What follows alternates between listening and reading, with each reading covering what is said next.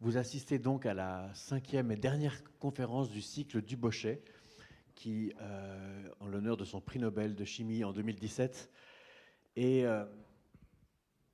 comme Jacques Dubochet est altruiste, eh bien, il n'a pas consacré cette conférence à la cryomicroscopie électronique, qui était la motivation de son prix en 2017, mais à la question brûlante des universités israéliennes. Pour cela, il a invité Maya Wind, qui est l'autrice d'un ouvrage retentissant sur la question. Et cette soirée donc, va se dérouler à la fois en anglais et en français. Les anglophones peuvent entendre ce que je dis maintenant sur le même canal que la traduction. Et puis, donc, ce sera en anglais avec Maya Wind et puis en français avec d'autres intervenants. Il y a 3 parties à cette soirée et j'attends vos questions dans la 2e partie. Il y aura un micro qui circulera dans la salle. Le sujet, vous le savez, est sensible. Nous avons tous en mémoire les tensions qui ont été liées à la guerre possiblement génocidaire menée par l'armée israélienne à Gaza suite à l'attaque terroriste du Hamas le 7 octobre 23.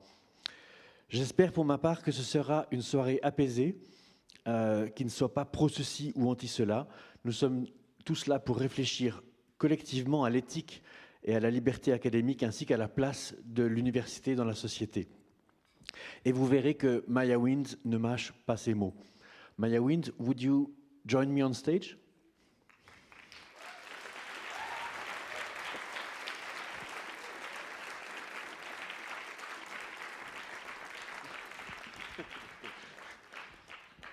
Is your mic functioning?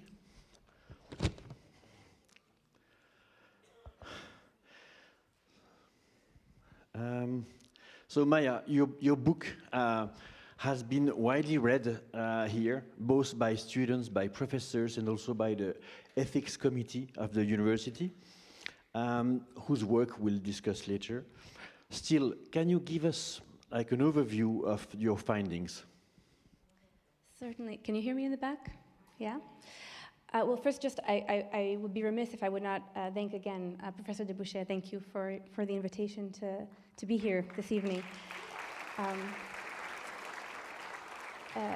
And thank you all for coming and for everyone who labored to organize this event. I'm grateful to have this conversation.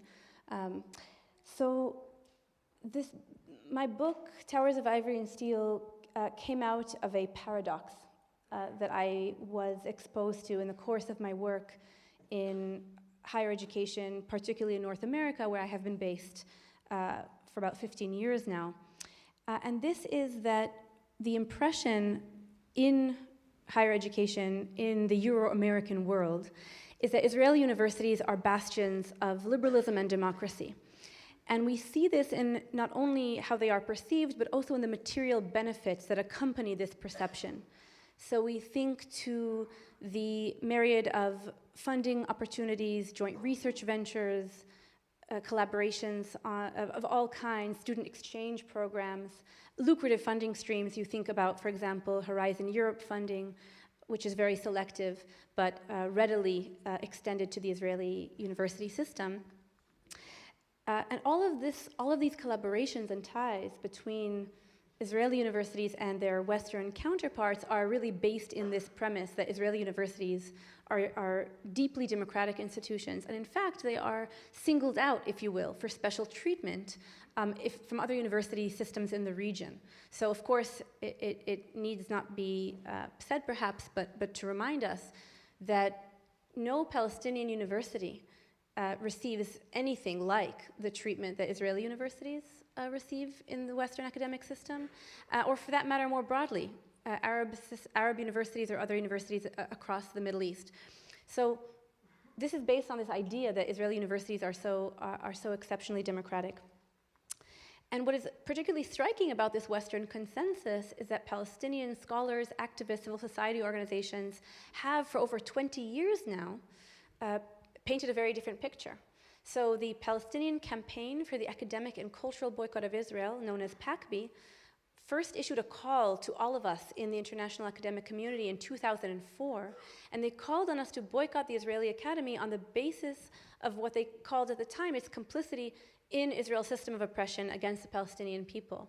And this was very much modeled after the anti-apartheid movement in the South African case. And so I came to research and to write this book precisely to address this gap that I was seeing between how Palestinians were narrating Israeli universities and how they were understood broadly in the West. I myself am Jewish Israeli, and so I was able to access both Israeli state and military archives. I was able to go into the libraries of Israeli universities themselves to unearth a trove of unpublished doctoral and master's theses from these very universities. I'm also trained as an anthropologist, so I went to interview Jewish Israeli faculty, students and staff, as well as Palestinian students and staff, and also to accompany Palestinian students on their day-to-day lives in these campuses, and to witness and observe for myself what we call in anthropology participant observation, to observe classrooms and events and protests. And really what I came, in short, to understand through the course of this research is that, in fact, Israeli universities are deeply imbricated in Israeli colonial violence, in Israel's now widely recognized system of apartheid, as well as now in the genocide over the past 2 years. I don't know if you want me to kind of overview a little bit about some of the forms of complicity. I can. My next question was about you mentioned at least 3 university programs that are linked to the military, called Eretz, Talpiot, and Havat Zalot. Yes. Can you describe them, these programs, and explain how they differ from one another? Certainly. So one sort of key form of complicity that I was sort of digging into in the course of this research is the military training. And it's not just military training, it's actually training the labor that enforces apartheid rule and occupation over many decades of Palestinian territory.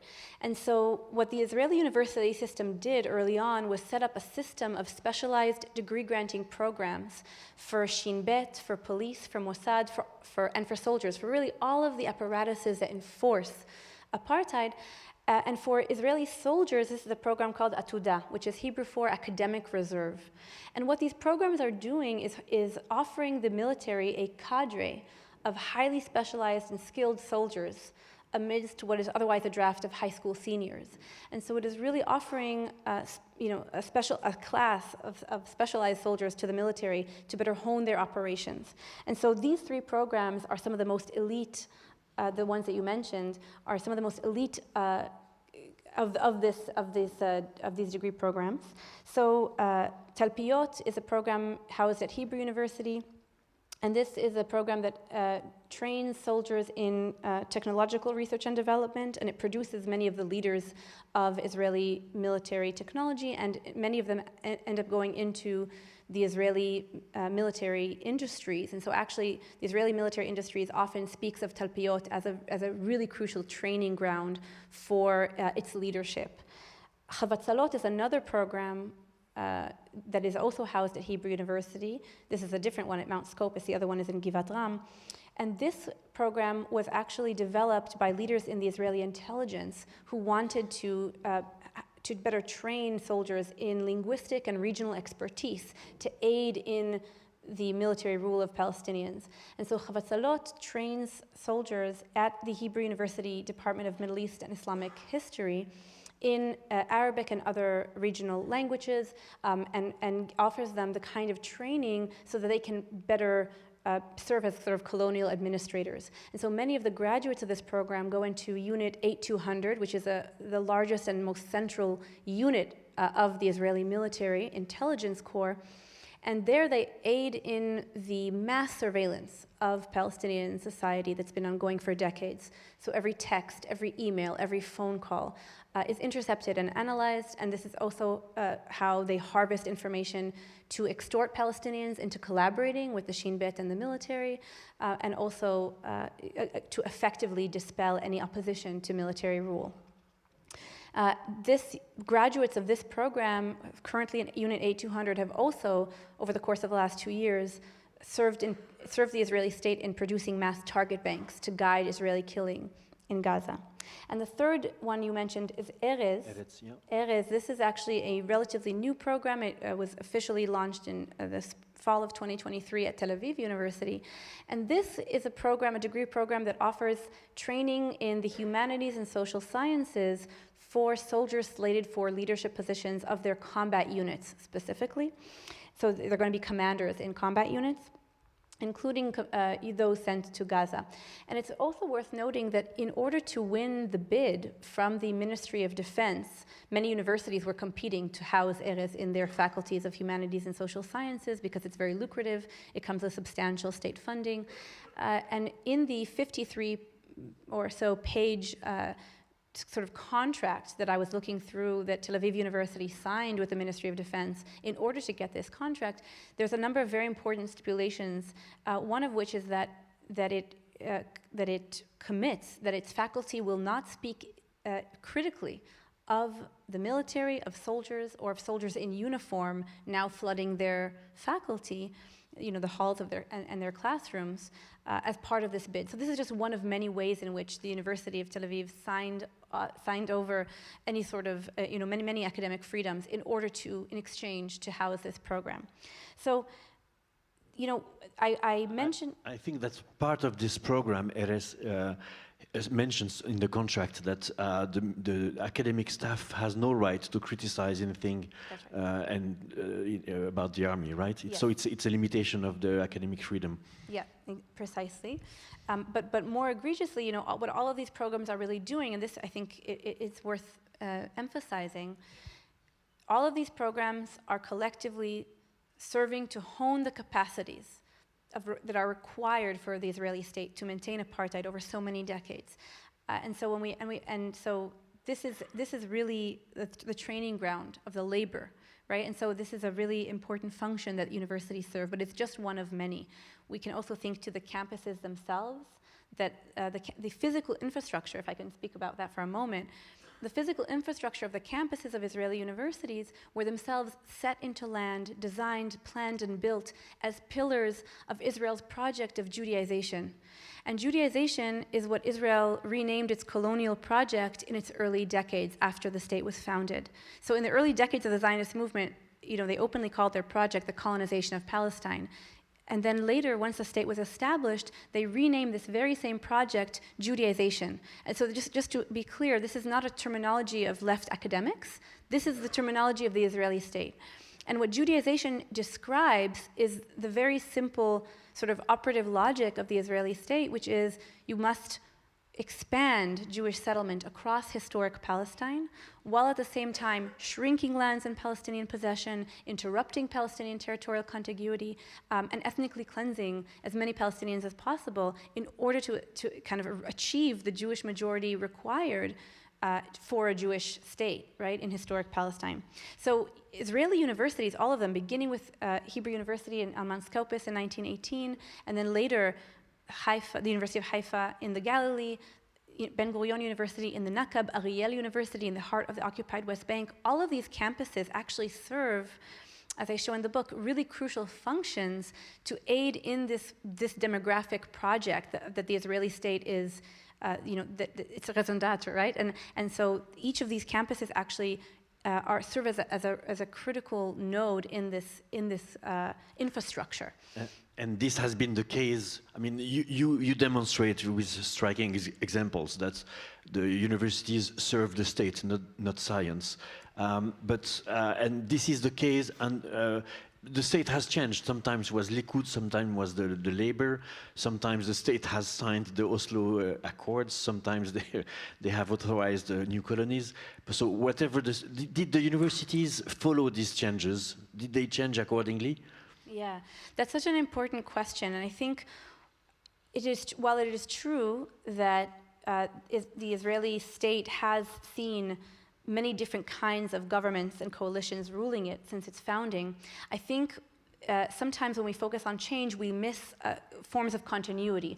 And in this case, I want to emphasize that what has been continuous across both ostensibly left and right governments of the Israeli state is this project of Judaization. This is the premise of the Israeli state, and every single government from its founding until the present day has pursued this project. And so that has not changed. And so too, the role of the universities in this project has been continuous. And I think the Hebrew University, which is, again, the first university that the Zionist movement established back in 1918, I think is a good way to tell this story, because in its early days, so in the lead up to, I'll begin with the fact that the university itself was really imagined not merely as a scientific institute, but very much as a state-building institute, as a way to aid the formation of a new Jewish Zionist collective in Palestine. So this was always the idea with establishing Hebrew University. It was a nation-building project. But in the lead up to the 1948 war, the campus itself was used as a base for students, faculty, and staff to manufacture and develop weaponry to aid in the project of Palestinian expulsion. So for example, a Hebrew University microbiology doctoral student helps to lead a new biology department in the Haganah. This is the original, sort of the leading Zionist militia in the Haganah Science Corps. And he developed this idea to use typhoid dysentery to poison Palestinian drinking water to aid in the expulsion of Palestinians. So this is just one of many examples, and you really see that the campus serves this very important role in the lead up to the 1948 war and throughout the 48 war that really facilitated the Nakba, the mass expulsion of Palestinians. But then in the 50s, there's an interesting moment, or in the early years of the university, there is this fierce debate between some who are critical of this and who want the university to, in fact, be an institute of science, and those who say, no, this university must serve the state. This is how it was originally conceived of, and this must be a state institution. And very quickly, we see in the 50s that those who are in favor of holding the university loyal to the state project win out, and that Ben Gurion himself, the president, handpicks a lot of the people on the board and the new presidents, and then this really shapes the trajectory of Hebrew University, and all of the other universities follow suit. So what we really learn from this is the ways in which very early on, whatever debates there existed about the potential independence of Israeli universities really gets sidelined, and it becomes definitive that yes, in fact, every university in Israel is in service of the state-building project. Among the different shapes of the Israeli state, today is like kind of an extreme, because the state is like held hostage by the far-right parties and is responsible for a large-scale massacre in Gaza, which many are calling a genocide. Has the war in Gaza further exacerbated in universities the violations of human rights and academic freedom that you denounce? Yeah, well, so first of all, I want to say, I think one of the important insights that settler colonial studies or scholars of settler colonial states have given us is actually that genocide is in fact structural to the settler state, right? Because every settler state, and this is not unique to Israel, Canada, the United States, Australia, New Zealand, South Africa, settler states, by definition, right, work to eliminate and replace the indigenous population in order to build a settler state on their land. So this is a genocidal logic, right, that is shared across any settler state, including the Israeli settler state. And so I would not so much say that the Israeli state is held hostage right now by the right as much as it is just accelerating what has been a continuous project of slow genocide, right, for a very long time. But what we do see with this acceleration is, in fact, devastating beyond comprehension, right? So even though what Karaman Abulsi and Palestinian intellectuals have long called scholasticide, right, which is Israel's intentional destruction of Palestinian centers of education, and this too, by the way, is not unique to the Israeli settler state. Indigenous forms of knowledge production and education are always a threat, always regarded as a threat to colonial rule, to colonial administration. And so Israel, for over a century, the Zionist movement and then later the Israeli state has targeted systematically Palestinian education and sought to suppress it. But we see a devastating escalation of this with the targeted and openly declared destruction and decimation of every single campus of every university in the Gaza Strip. And of course, now we also see it's important to remember an escalated repression and raids on Palestinian universities in the occupied West Bank and East Jerusalem. So yes, Palestinians right now are denied the right to education in a fundamental way, to say nothing of academic freedom, in the occupied Palestinian territory, as well as in Israeli universities themselves, right? So there has been a escalated repression, not only of Palestinian student organizing, but of Palestinian thought, of Palestinian epistemology, on Israeli campuses as well over the course of this genocide. So the short answer is yes, there is a devastating escalation, but again, we must remember the historical perspective here and the structural perspective is so crucial so that we can make sense of what it is that we are seeing unfold over the last 2 years. There are 8 state universities in Israel. Are some better than others? The short answer is no, I don't believe so.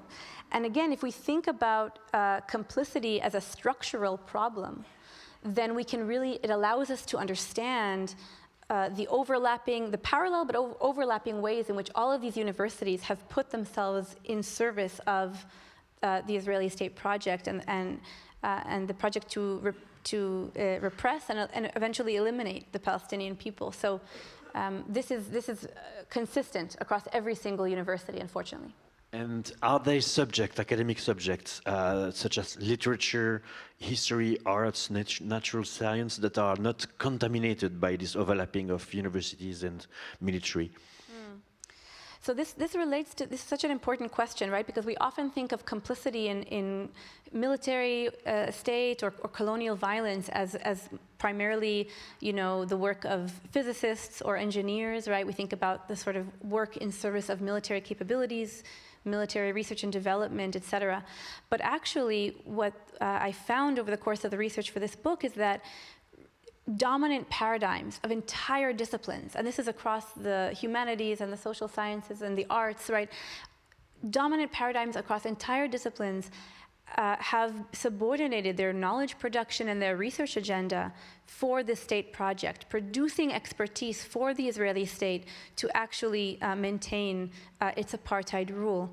And one, maybe I'll just mention as an example that I think is particularly pertinent to our time, to this particular moment, is the field of legal studies. Because I think all of us are sort of sharing this question, whether or not we have legal training. How is it possible that for 2 years, Israel has been allowed by the rest of the world to operate with utter impunity, right? Utter impunity. When the laws, not only against apartheid, but against genocide could not be clearer. And I think we must understand that this impunity has been facilitated over decades, and that Israeli faculties of law and legal scholars have played a very seminal role in making this impunity possible. Because Israel, for a very long time, has been producing, shall we say, innovative interpretations of international humanitarian law and laws of war, and in order to facilitate impunity and to create legitimacy for its long-standing war crimes. So just as one example, the Institute for National Security Studies at Tel Aviv University has brought together military leaders and legal scholars for many decades now, and particularly since the early 2000s, to produce this kind, to delegitimize the authority of international regulatory bodies, such as the ICC and the ICJ, but also to popularize Israeli interpretations of international humanitarian law that create all sorts of exceptions in order to facilitate the kind of what Israel calls its innovative counter-terror warfare, right? And so we see that these scholars produce the kind of legitimizing interpretations and sort of scaffolding for war crimes committed by the Israeli state against Gaza in 2008, 2009, 2012, 2014, 2021, and now in 2024, when South Africa brings its petition to the International Court of Justice accusing Israel of the crimes of genocide, Israeli legal scholars and these very same centers, including the INSS, immediately spring into action to delegitimize this petition and to offer Israel the kind of legal advice to counter this case. So this is just one of many examples I could give, but you understand the extent, the breadth and the depth of the complicity. And I think it's really also important to really note that in order to sustain a settler state and in order to sustain a permanent apartheid rule for so many decades, it requires a mass mobilization of an entire society and all of its institutions, including its universities.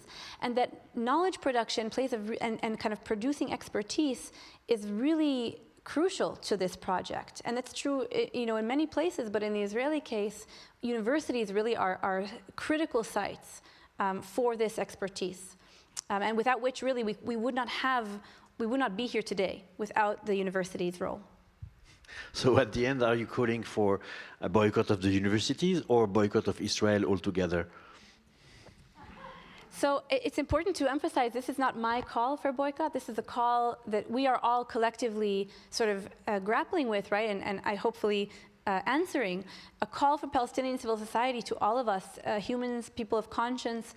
I think it is very clear to all of us that we cannot wait for our governments to act, right? Our governments all of our governments, including the Swiss government, are facilitating the impunity for the Israeli state. And so it is up to all of us in the international community, all of us citizens of the world, all of us humans, to rise up and say we will not accept these crimes against the Palestinian people that are also crimes against humanity itself, right?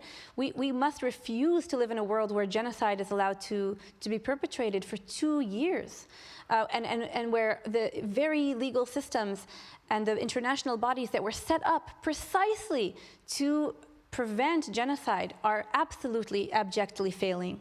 They're failing us. And so this is where the BDS movement comes in, and the call to boycott is one that understands that we cannot wait for our governments, that it is up to all of us as people of the world to bring an end to the genocide and to ensure that no genocide is ever allowed to be perpetrated.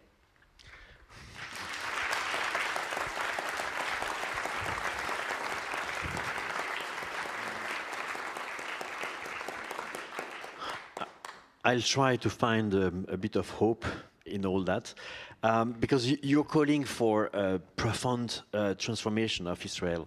But do you think that people able to do that are in the universities, people with skills and intelligence to inspire and support such a profound change of the country? I think we must believe it. And I think that genocide is never inevitable, right? And I believe, you know, as an Israeli myself, I want to find my way to participate in the project of decolonization. I think settlers can always play a role, can and must play a role in the project of decolonization. But then the question is, and again, we are all students of history here, right? And this is where academic research is so important to help us to make sense of the Israeli case in comparative and historical perspective. We must ask, what are the conditions that produce this change, right? That induce this change in the settler society to cease their reproductive labor in service of the settler project and instead to participate in the decolonization project. And this is a profound transformation that is required for any settler society, right? And so then the question becomes, historically, what have been those conditions, right? And I think it is unfortunately the case that settlers, historically speaking, have never on their own accord decided to participate in decolonization unless there was some sort of external force. That is just simply the case. And so here is, again, where the BDS movement comes in. What the BDS movement is seeking to do is to generate the global pressure on the Israeli settler society to shift the calculus and the material conditions that make it impossible for Israelis to continue their settler project and their eliminatory project unabated, you know, and uninterrupted, and instead is calling on Israelis to actually participate in decolonization. And so that is the urgent work that must be done. And again, but all of us in the global community must collectively generate those conditions because they will not happen on their own. I think that is incredibly clear. And if the last 2 years have taught us anything, is that we are already too late in generating those conditions, devastatingly too late. But we can do so now. We can and must do so now. What do you think has been the impact of your book so far? Well, I think what I would perhaps want to speak to instead is, I think, the impact of the BDS movement so far, which is incredible, right? This is a movement that has sought to overcome very serious anti-Palestinian racism in the West. And I think that is what we must begin to contend with also in our universities. For how long the West has dehumanized Palestinians, has failed to register their calls for accountability, has failed to read their scholarship, and so has produced, including our own universities in the West, right? We have produced ignorance about Palestine in a very systematic way for a very long time. And what the BDS movement has done, has worked on for so many years, is to chip away at this ignorance. And what the student encampment movement has done is to really create a paradigm shift and to say the status quo will no longer hold. We will no longer wait for our universities to order the books on Palestine to the library. We will create our own libraries, and we will make the university follow suit. We will not wait for our faculty to assign Palestinian scholars. We will create our own syllabi and our own political education material, and our faculty will follow suit. We will insist that hearing and discussing and debating and mobilizing for Palestinian liberation is not beyond the bounds of acceptable academic discourse, and is in fact central to what it is that we do at a university, and that historically student movements have always been important forces of decolonization, and also holding their own institutions to account for their complicity in colonial violence. And so we are now in a totally new moment, and I commend everyone in this room who has been part of that shift for the work that you have done. You are yourself a product of the Israeli public education. How do you see yourself, like a dissident, and have you had like consequences of what you have written, like threats or insults? I mean, how do you? Yeah, I can tell you that the rector of Hebrew University was not a fan of the book. That much I can say. He wrote a review if you want to look it up. But I think. What I think is, again, more important than how my book was received, I think what's more important here is, how is the call for academic boycott received by the Israeli academic community? And I think this is important to discuss, because what Israeli academics, many of them, most of them, right, are readers of English. They can go to the PACB website, they can read the guidelines, they can read the demands. Palestinians have been inviting them repeatedly over time. PACB's first call back in 2004 explicitly called on what they called Israelis of conscience. It was an invitation to us to participate, to play our part, and the demand was from Palestinian colleagues, from all of our Palestinian colleagues, from the Palestinian Union of University Employees, faculty and professors and employees, from every university student union across every Palestinian university. The calls have been incredibly consistent and clear. The calls on the Israeli academic community is sever your ties with the regime of apartheid. Stop functioning in the service of the Israeli state and in the service of our collective unfreedom. And these calls have yet to be heard and implemented, but it is not too late, and it can still be done. And so this is, again, the collective pressure that we are generating outside is precisely seeking to do this. And in the case of South Africa, we must remember the academic boycott was incredibly effective. Eventually, many historically white universities, not enough, but faculty and students and staff within those institutions mobilized to sever their ties from the regime of apartheid. There is precedent for this. And so what the BDS movement is calling on all of us to do is to generate those same conditions for the Israeli Academy to do the same. Just a last question before asking Mathilde to join us, but is your book available in the libraries of the Israeli universities? That's an interesting question. I know it's available in the National Library, but I don't know about the universities. But I think, again, what is important here to emphasize about the libraries of Israeli universities. So, for example, the Library of Israeli University, of Hebrew University specifically, houses untold numbers, thousands, tens of thousands of looted Palestinian books that were looted by Hebrew University itself. After the Nakba, from across West Jerusalem, right? There was a huge center of intellectual life, Jerusalem, in the Palestinian community, and many of those books were looted and are still to this day housed in the library of Hebrew University with no accountability. And I can tell you what else is not housed in those libraries. A lot of radical Palestinian scholarship, right? Critical scholarship that has been deemed beyond the confines of acceptable research, right? And so what we see is a real purge of critical work from these very same academies. And we also need to think of to people like Professor Nadia Shahub-Kevorkian, formerly a professor of law, criminology, and social work at Hebrew University, one of the leading critical scholars, Palestinian scholars in the Israeli Academy has ever known, incredibly courageous scholar who writes about Israeli state and colonial violence and its effects on Palestinian communities. She also wrote about unchilding, which is how the Israeli state treats Palestinian children as combatants, right? So she wrote this. So for her work, she was harassed and by her own colleagues and students and by the university administration to the point over the in the course of the last 2 years where the police began investigating her. And this is, again, for incitement, for her critical scholarship. And this is all facilitated by Hebrew University. And eventually, they compelled her to leave, which was always their plan, right? So this is what we are seeing now, is an escalation of a long-standing practice to purge the Israeli university system from the most critical scholars that managed to somehow gain entry, particularly Palestinian, but not only. And so we are seeing just an escalation of this project right now. Thank you. We'll switch to the second part of the night. So maybe Mathilde, could you join us? She's there. So it's going to be a conversation, part in French, part in English. And so I will introduce Mathilde just a bit later. Just a question about you, for you, one more.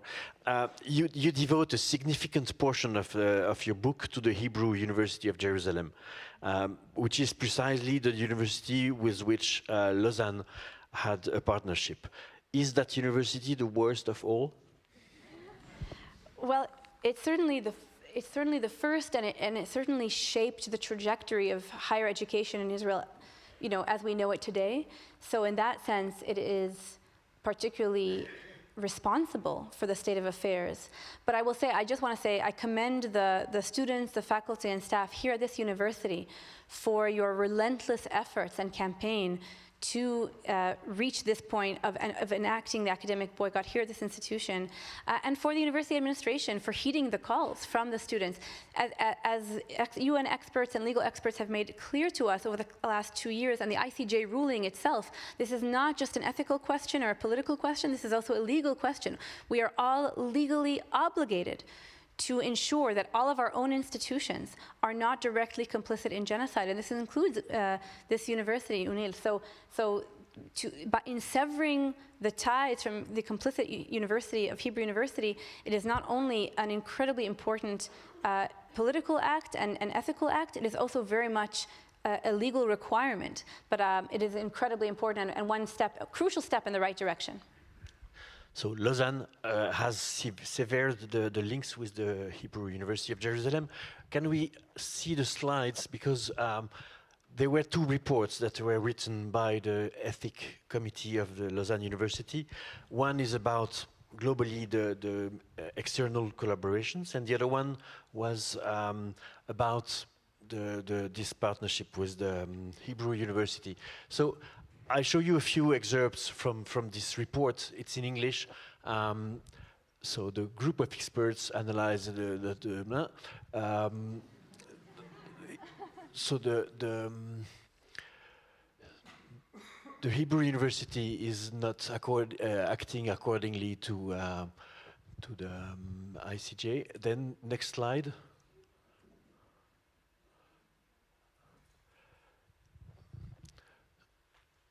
Yeah, so the chart of the Lausanne universities is not compatible with what the Hebrew University is actually doing.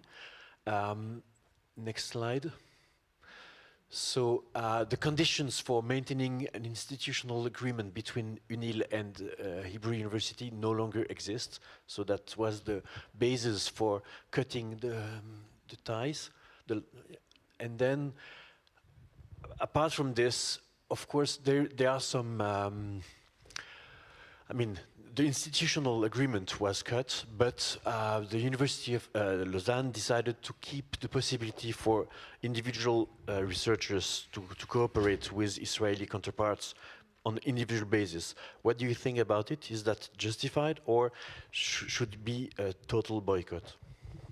So again, I think it's really important that everyone who has not done so already, please go read the PACB guidelines, because PACB has since its first call, has articulated through great care and deep thinking and strategy what are the guidelines for how it is that we are to implement the boycott. And the guidelines have always been very clear that this is an institutional boycott, and that it is most important to sever institutional ties, as UNIL has done with Hebrew University. So that is incredibly important and very much in line with the guidelines.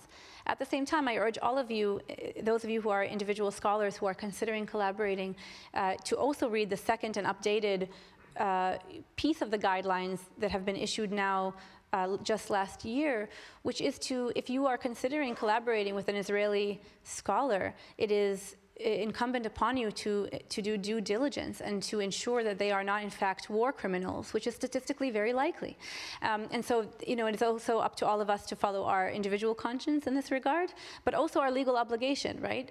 To think about who we want to collaborate with as well on an individual basis. And I urge you all to do your due diligence and do that kind of research as well, in line again with PACB's guidelines. Thank you. Mathilde Maranda, vous avez été zadiste aux Mormons en 2020, puis élue au Grand Conseil vaudois en 2022, et vous y êtes très active. J'ai regardé vos interventions, c'est parfois 3-4 interventions dans la même session du Grand Conseil. Sur les questions d'environnement, mais pas seulement, vous avez plusieurs interpellations sur la question d'Israël et de Gaza.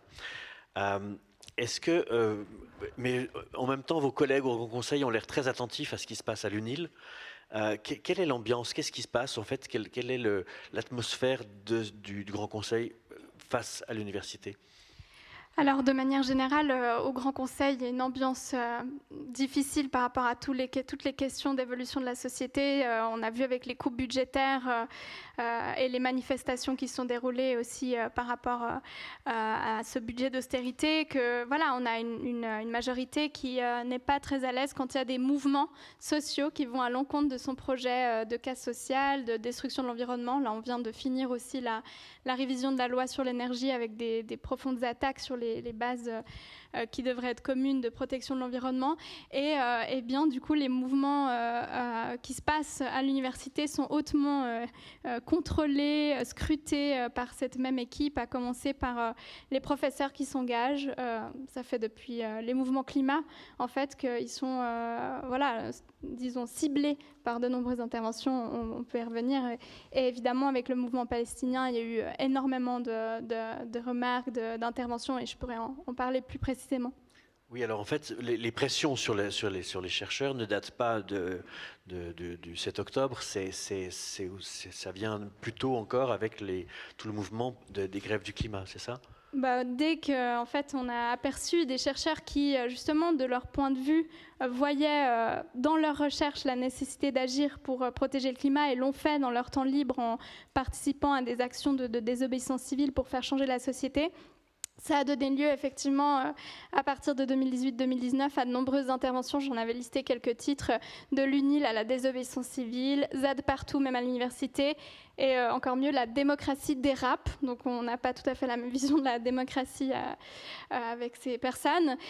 Et puis c'est intéressant parce que c'est en fait ces nombreuses attaques qui sont toujours très symboliques, qui n'ont pas de conséquences très matérielles, si ce n'est cibler des personnes, les intimider. Et on reparlera peut-être après de ce chilling effect, de l'effet d'intimidation que ce genre d'interventions ont, mais avec finalement peu de conséquences réelles et matérielles, si ce n'est d'instaurer à l'université, chez les chercheurs eux-mêmes, chez les étudiants, un climat de peur de s'exprimer, un climat de peur de suivre en fait sa liberté d'expression, d'engagement sur des questions fondamentales.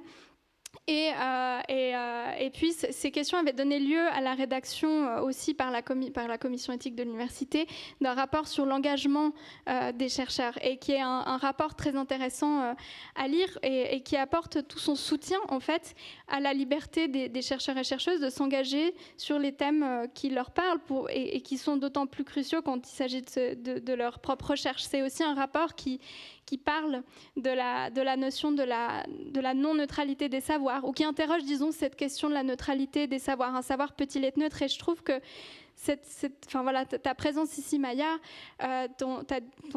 tes recherches qui sont proprement situées depuis ta propre perspective anthropologique dans les universités israéliennes montrent bien comment c'est difficile de décorréler en fait la recherche scientifique rigoureuse, méthodique, que ce soit en sciences sociales ou en sciences ou dans d'autres sciences, d'ensuite la volonté de faire changer les choses pour arriver à une situation plus juste. Quand on étudie l'histoire et comme tu disais, qu'on comprend quelles sont les conditions pour mettre fin à un génocide, on ne peut pas rester en place, on va vouloir s'engager pour mettre fin au génocide qui se déroule. Donc comment ces deux questions de la neutralité des savoirs et de l'engagement sont difficilement décorrélables.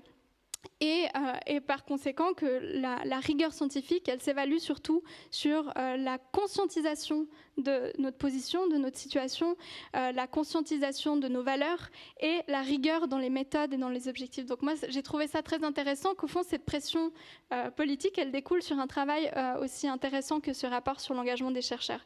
Et ensuite, il y a eu évidemment, donc ça, moi je suis entrée en 2022, donc j'ai pris conscience de ces nombreuses attaques qui avaient déjà eu lieu, il y en a eu encore en 2022, mais c'est vrai que dès qu'il y a eu l'occupation ici au printemps de 2024, ça n'a pas tardé pour que de nombreuses interventions aient lieu, à commencer par une interpellation intéressante de la présidente du PLR, c'est les libéraux vaudois, qui en fait interrogeait si l'université soutenait le boycott. Donc c'est intéressant par rapport à notre discussion d'aujourd'hui, parce qu'en fait une chercheuse qui est également députée, donc qui siège avec moi au Grand Conseil, avait pris une position tout à fait personnelle qui n'engageait pas l'institution, en disant moi je vais arrêter ces collaborations-là avec ces chercheurs-là israéliens. Et puis donc cette chercheuse et députée a été profondément, lourdement attaquée, et dans la réponse le Conseil d'État affirmait non, c'est bon, ne vous inquiétez pas, c'était une position personnelle de cette chercheuse et députée qui a le droit de s'exprimer personnellement,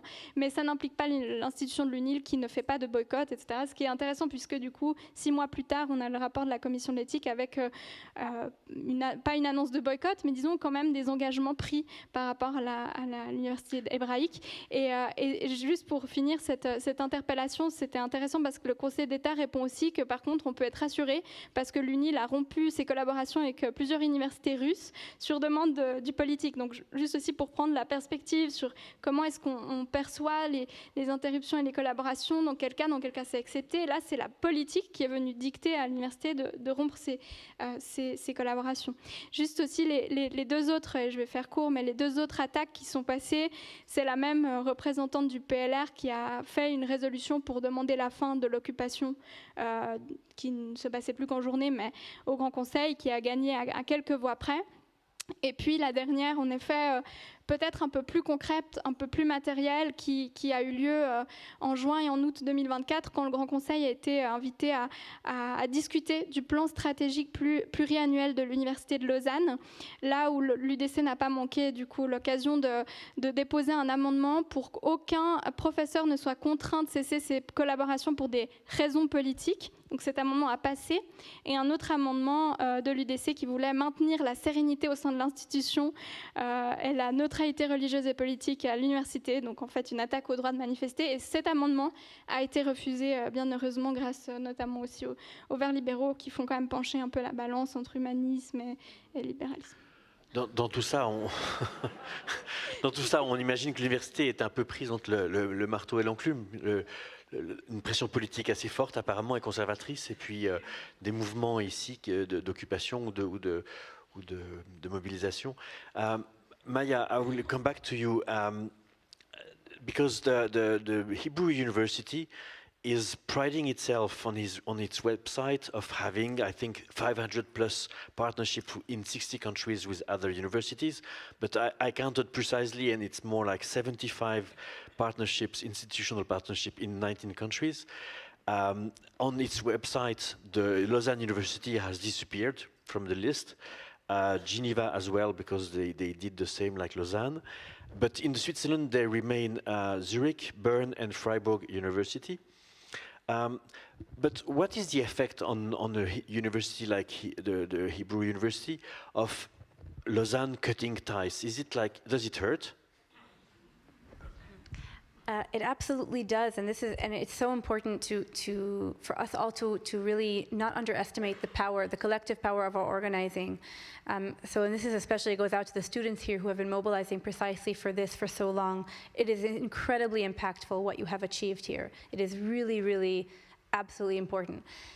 The Israeli university system, early on, much like the Israeli state itself, has tied itself very much to the Western academic community. So the Israeli Academy relies heavily on North America and Europe for its tenure and promotion systems, for its publications, for its legitimacy in international rankings, and for its funding streams, and all of these are, of course, related. And so it is really hard to overemphasize how crucial Horizon Europe funding has been to the Israeli university system. It has given over 1.1 billion euros to Israeli researchers. Israeli researchers have received more in like ERC Horizon funding than Germany, than Switzerland, than France, than the Netherlands. Like, it's really just sort of a staggering amount of research support has gone to the Israeli Academy over many decades now, particularly since 2020, since it was renewed. And so that's just one thing to really understand, like that in the Israeli Academy's own terminology, they call Horizon Europe the oxygen pipeline, right, of the Israeli Academy. So it cannot be overstated how crucial these ties are and these funding streams are to the Israeli Academy. And so yes, the impact is incredibly felt. And if you follow in the Israeli academic blogs and forums and in the Israeli press over the last 2 years, there's utter panic gripping the Israeli Academy about the incredible success of our movement and the movement for an academic boycott and all of the cascade of wins that we see, including here in Switzerland. There's utter panic about it, which is really precisely what we are seeking to generate. Is that is what it is. It's shifting the calculus, right? It's a severing of ties so that the material conditions that enable the Israeli Academy to continue unabated to participate in crimes against humanity, to cut off those ties, right? That oxygen pipeline. That's what we're seeking to do right now. And if we follow PACB's analysis and we understand, and it's important to say, the full call for BDS was issued by Palestinian civil society in 2005. The call for academic boycott was issued in 2004, a full year before. So in the analysis of Palestinian civil society, it was more important to call for the boycott of the Israeli Academy than to begin to discuss arms embargo, right? This is a foundational call. It's a cornerstone of the BDS call, is the academic boycott. So all of us who are part of a university system, especially like one here in Switzerland, that is so deeply, for so long, so deeply implicated and for so long has supported and legitimized and funded the Israeli university system, we are uniquely positioned, and it is also we are also to make an intervention, but also it is we are obligated legally, ethically, and morally to take this stand, to heed the call from our Palestinian colleagues at this moment in particular, but also for the last 20 years. So yes, the effects are felt. We are winning, and we are beginning to see precisely the shift that we need to begin the process. First of all, to end the genocide, but then also to remove roadblocks from the Palestinian liberation movement on the pathway to decolonization. Vos compliments pour la décision de Lausanne seraient du miel aux oreilles de Guy Elgelroth et de la commission d'éthique qui a préparé ces rapports. Malheureusement, Guy Eschleroth n'a pas pu être avec nous ce soir. Il a dû décommander à la dernière minute et c'était trop tard pour pouvoir le remplacer par un autre membre de la commission. Mais enfin, voilà, je pense qu'ils vont suivre, ils vont regarder la vidéo plus tard et ils apprécieront vos propos. Mathilde, est-ce que vous avez décrit un peu ces pressions assez constantes en fait au Grand Conseil sur l'université? Vous vous attendez à ce que la soirée de ce soir, cette discussion, cette conversation avec Maya Wind, va susciter d'autres interpellations et d'autres, va mettre un peu déclencher les foudres de vos collègues députés?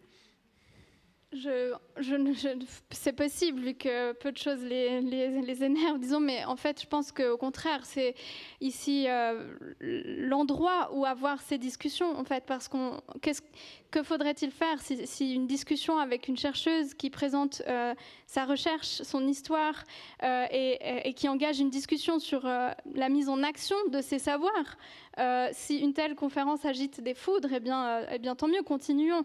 Le vieux monde se meurt, le nouveau monde se tarde à apparaître et du clair à obscur rugissent les monstres, pour reformuler Antonio Gramsci. C'est vrai, en fait.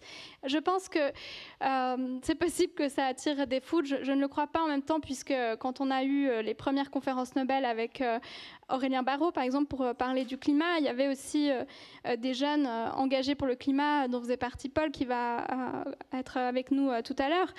Ça n'a pas déclenché non plus de foudre, parce qu'on reste dans un registre de discussion qui est légitime au sein de l'université. Enfin, c'est bien à ça que sert l'université, à discuter de savoir critique, à débattre, à engager une discussion et à agir sur la société, en tout cas de mon point de vue. Ok, une dernière question avant de passer à celle de la salle. En préparant ce débat, vous m'avez dit, Mathilde, que vous n'étiez pas parmi les personnes les plus engagées sur la question de l'occupation et de la question palestinienne. Néanmoins, au Grand Conseil, vous avez fait, je crois, 3 interpellations ou des questions sur la question d'Israël et Gaza. Comment, enfin, pour vous qui venez du climat plutôt, c'est l'idée, j'imagine, de la convergence des luttes. Et comment est-ce qu'on passe du climat à Gaza? Moi, j'ai une référence sur ça qui m'a beaucoup émue. C'est un entretien fleuve entre Greta Thunberg et Rima Hassan, rédigé par Reporter au moment où les deux sont partis sur la flottille humanitaire pour Gaza, et où elles expliquent bien en fait en quoi les luttes climatiques, ça fait quand même un bon moment qu'elles ont arrêté de se penser en silo, en fait, parce que elles sont liées aux luttes décoloniales également. D'abord parce que les projets coloniaux sont des projets de destruction des terres également. Par exemple, si on prend le cas de Gaza, il y a un remplacement, par exemple, des arbres. Les recherches d'Eyal Weizmann sont intéressantes, de architecture forensique sont intéressantes là-dessus, sur montrer comment la plantation massive d'arbres pour remplacer les oliviers est une stratégie coloniale. Enfin, on a une vraie destruction des terres qui est implicite au projet colonial, mais ensuite, pour le climat, pour la lutte décoloniale, en fait, on aspire à vivre dans un monde habitable par toutes et tous. En fait, ça pourrait se résumer à ça. Et pourquoi lutter pour le climat s'il y a une grande partie du monde qui n'a pas le droit d'habiter ce monde, en fait, qui n'a pas le droit à son autodétermination, à sa souveraineté de peuple, à la justice, à la liberté? Eh bien, ça ne fait pas sens de lutter pour un environnement sain dans un monde de guerre et d'inégalité, ça c'est évident. Et finalement, je pense que le lien entre ces deux luttes, c'est que voilà, quand on lutte pour le climat, on s'aperçoit très vite que les raisons pourquoi il n'y a pas de changement, de transformation massive, c'est pas que les gouvernements ne sont pas au courant, qu'on leur a pas rendu assez de rapports. Ça fait depuis 1970 qu'on a le rapport Meadows. Enfin voilà, les scientifiques dans cette salle sauront que c'est pas par absence de connaissances que les actions ne sont pas prises, mais parce qu'il y a une minorité d'acteurs privés qui ont des intérêts à ce que l'action climatique soit retardée, que l'action climatique ne soit pas prise, des intérêts purement financiers, et les gouvernements actuels néolibéraux sont complices de ces entreprises et roulent pour ces entreprises. Et c'est la même chose avec le génocide à Gaza. Je pense que le rapport de Francesca Albanese sur comment le génocide est profitable pour de nombreuses industries et entreprises qui en font des réels profits, qui ont quadruplé leurs profits depuis l'intensification des attaques sur Gaza à partir d'octobre 2023. Je pense que on est dans tous les cas dans un système prédateur d'une minorité d'acteurs privés qui vont aller jusqu'au bout pour tirer profit des ressources de la planète, des ressources humaines. Et c'est l'histoire du colonialisme aussi, en fait. On a le colonialisme parce qu'on a un système capitaliste qui a besoin d'exploiter les ressources ailleurs pour obtenir encore plus de bénéfices. Et ça, c'est l'histoire de pourquoi on se retrouve avec un dérèglement climatique qui s'emballe toujours plus, qui fait face aux pires prédictions qui se confirment. Et donc, pour en venir à bout de la destruction de l'environnement, il faut aussi venir à bout du colonialisme et du reste des systèmes d'oppression.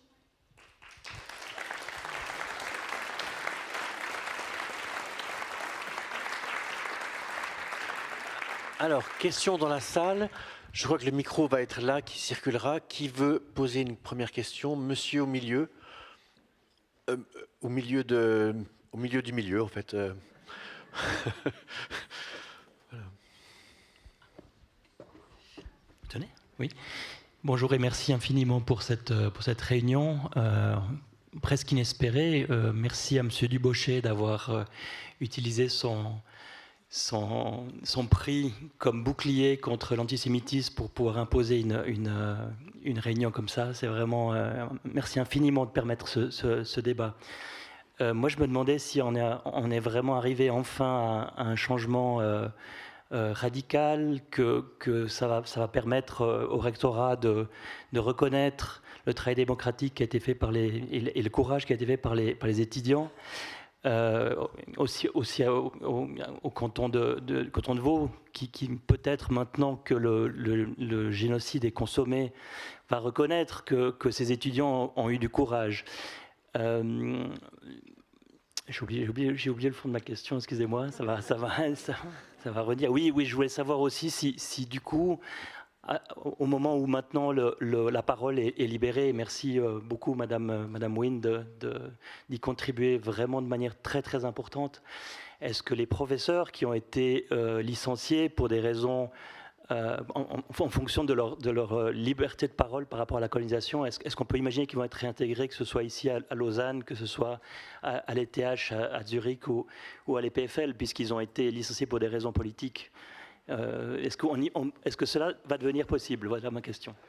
Mais votre question va rester dans les esprits, en tout cas parce que le rectorat n'est pas représenté ici sur la scène, et je pense que voilà, adressez-la lui cette question. Moi, je ne peux pas répondre pour eux. Je suis journaliste, je ne suis pas membre de la direction de l'université. Voilà. Peut-être une autre question, Monsieur. To this. Oh, go ahead. You know, I thank you for this question. I think it is one that we must center. It has to be absolutely clear to all of us that if there is no academic freedom on the question of Palestine, then there is no academic freedom, period, right? And that academic freedom does not exist until it applies to all of us. So, yes.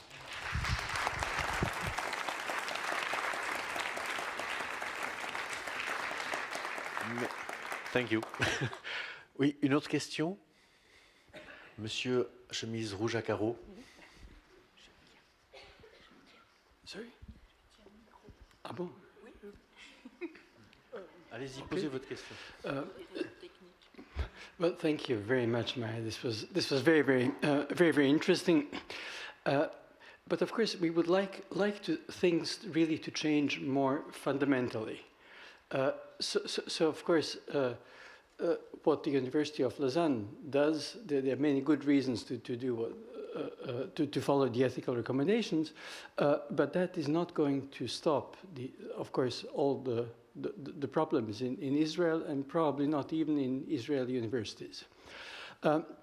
So if we just take a step back, every state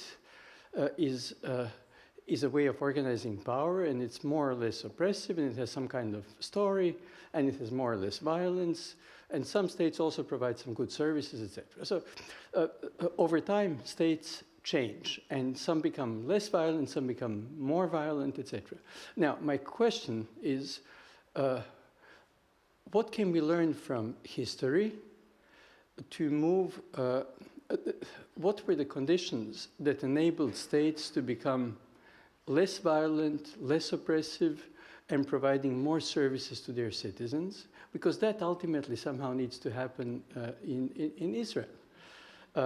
And do you see any signs of concrete hope of real change?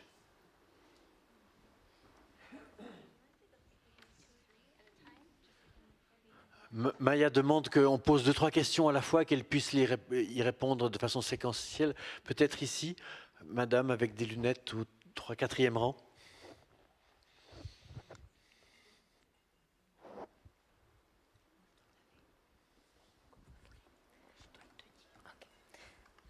Thank you so much to both of you for everything you've said. To go back to academic boycott, what strategy would you recommend post quote-unquote ceasefire, now that the whole topic is less heated up, especially in the case of federal institutions? So, for instance, EPFL has received and reacted to the students' occupation of campus in a very different way. What would you recommend in the present moment to enforce academic boycott? EPFL is the Polytechnic University just next to here. One or two more, okay. Maybe here, the second rank. Pardon, la dame tout au fond, voilà.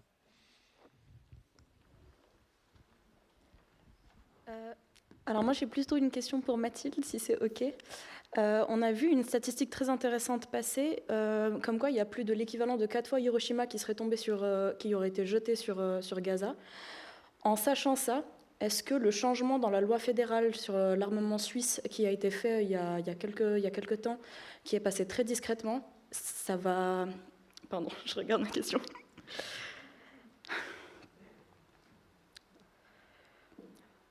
Qu'est-ce que vous pensez de ce changement de loi et est-ce que ça ne serait pas le moment de soutenir toute initiative populaire pour faire signer un référendum contre ce changement de loi? Mathilde, retenez bien la question. Et puis on prend une dernière question tout au fond là-bas. Je vous fais courir. Hein. Oui. Tout au fond, voilà le monsieur qui est debout.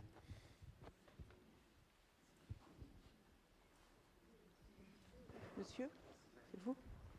Non, je le tiens, le micro. I have to hold it. Okay. Thank you so much for the discussion. My question was that in a lot of the discussion, we centered apartheid. When I think of apartheid, especially in South Africa, it seems similar to what was the United States before the civil rights movement, in the sense that there is an inequality of people within a nation. In the context of Israel, this is worsened by the fact that there is inequality within what is governed by the state of Israel today versus the incessant occupation in Palestine, which is similar to what the United States was doing in its colonial period with the Native Americans. And do you think that when we center, let's say, the broader BDS movement or our antagonism with state measures by the state of Israel, do you think apartheid is too soft a term and that what is actually happening in present is far worse because it's not just inequality within a nation, but it is against the existence of a nation to exist? And Israel being a liberal democracy, how does it manufacture the consent for such an expansion? Thank you very much. So we start with the question of that man here about any progress being seen. Yes, no, I took a picture. Yes, I wrote. Oh, is this still on? Yes, thank you so much. So I actually want to start with the last one, if that's okay, and I'll tie it back because I think they're actually related.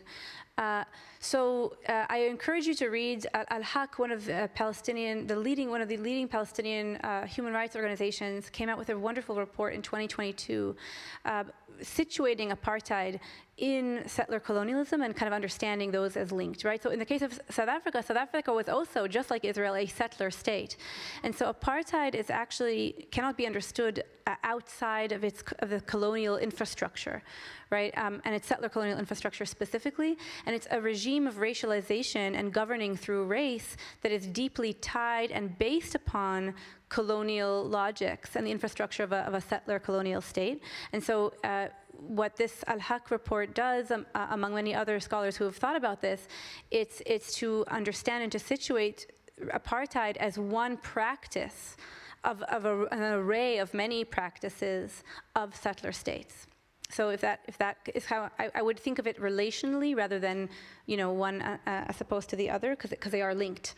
And this actually leads to your first question about, what are the conditions for states, to become more democratic? I think what I will say about again, the structure of settler colonial states that is unique and is somewhat distinct from other forms of imperial governance or other forms of state violence, which I agree, many forms of states are always violent projects, and they have many different kind of iterations or manifestations of this violence. But I think, though, why the settler colonial analytic is important is that it helps us to understand the zero-sum game that is set up by settlers, right? That is to say, in any settler state, the premise is that the indigenous people have to die so that the settler may live, right?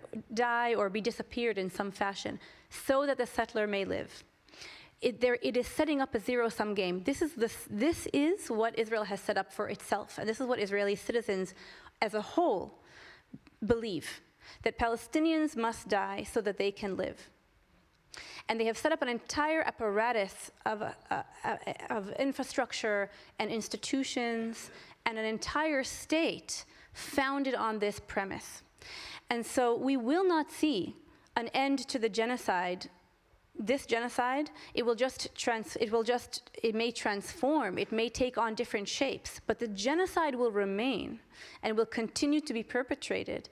And the ethnic cleansing of Palestinians will continue to be perpetrated so long as the governing apparatus and the governing structure between the Jordan River and the Mediterranean Sea is that of a settler state, which is founded on the premise of the disappearance of the Palestinian people. And so that is what we must contend with in the case of the Israeli state, right? And so this is where we are at.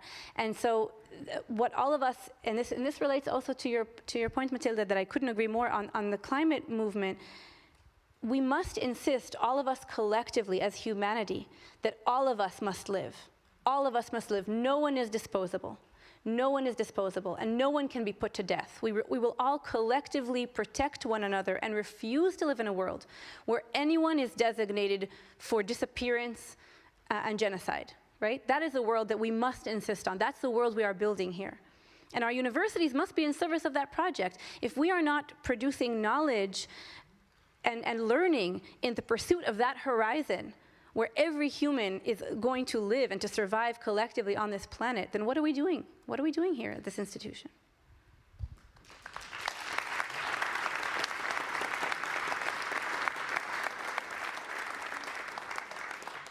Mathilde, peut-être sur la question de la loi sur l'armement. J'ai honte de ne pas savoir de quoi tu parles et je propose donc que dans le prochain tour des questions, peut-être tu peux nous expliquer en 2 minutes de quoi il s'agit, parce que ça a l'air très intéressant et j'aimerais bien en savoir plus, et sûrement que tout le monde dans la salle aussi. Alors, le micro se trouve ici, donc vous voudriez qu'elle développe un peu sa question. Voilà. Pardon, on vient après, chez vous là-bas.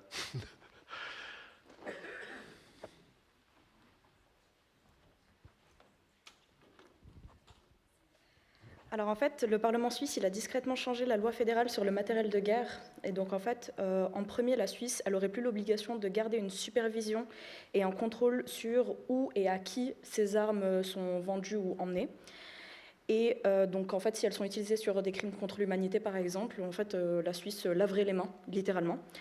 Ensuite, la Suisse ne refuse plus automatiquement la vente d'armes à des pays impliqués dans des violations des droits humains s'ils sont déjà établis. Donc encore une fois, on se laverait les mains. Et enfin, le Conseil fédéral prend les pleins pouvoirs pour décider à qui vendre les armes et ne doit plus consulter la Commission de la politique de sécurité. Elle se doit juste éventuellement les tenir au courant. Donc encore une fois, toujours se laver les mains.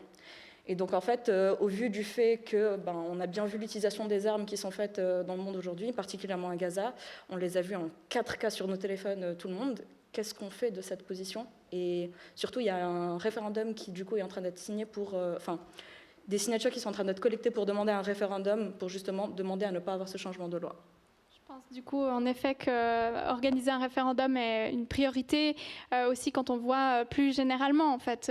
Gaza, ça a été une énorme étape de révélation à quel point le droit international était pour certains, disons, pour certains États, pour la plupart des États, était un écran de fumée, mais maintenant avec le kidnapping de certains présidents par la première puissance mondiale, tout ce qui s'est passé à Davos aussi, comme on avance de plus en plus vers l'explicitation d'un projet impérialiste de guerre, et donc s'engager dans un tel référendum me semble une priorité nationale, et j'espère qu'on va pouvoir arriver à lancer ce référendum. Juste avant la prochaine question, peut-être juste Maya, about this question about your advice about the post-ceasefire, so-called ceasefire. That's right.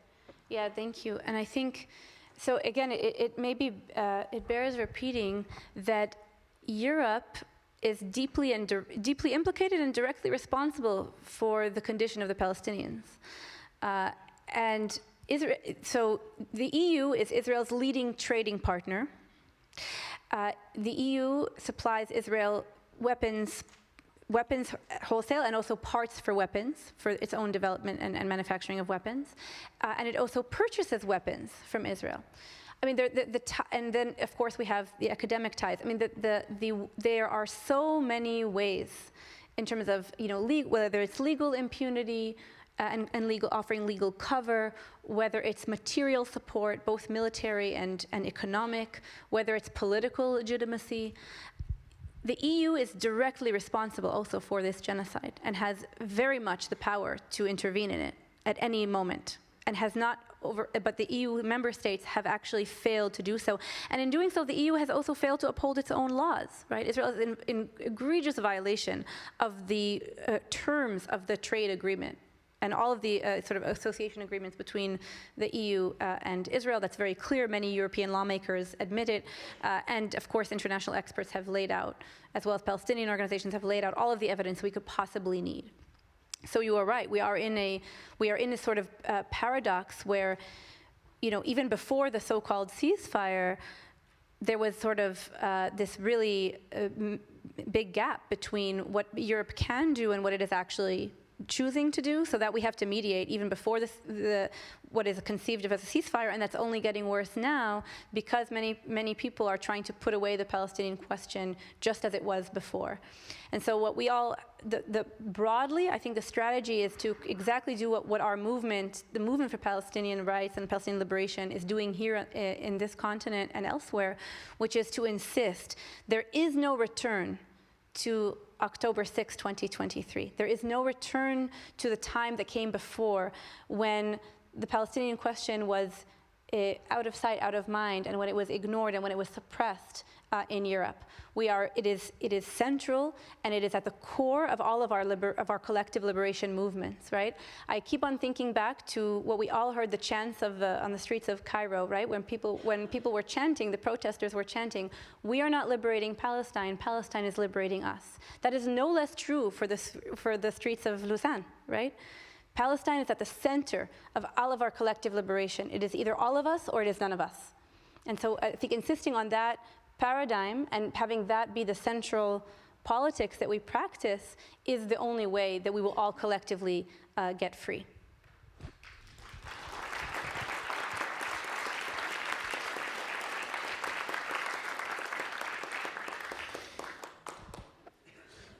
Merci. Déjà, merci beaucoup pour cette conversation aujourd'hui très pertinente. J'ai une question pour Mrs. Wind. In 1948 is when the apartheid was legalized and implemented in South Africa. And in 1948, obviously, was also the Nakba. I was wondering if you could tell us more about the difference in the international and cultural response, maybe specifically also in Europe, between apartheid South Africa at the time and what we see today in Israel, and why do you think that is the case? Thank you.